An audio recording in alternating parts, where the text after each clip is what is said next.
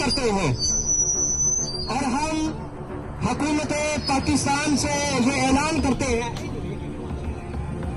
हाँ जी, के सफीर को स्वीडन के सफीर को स्वीडन के सफीर को बाहर निकालो।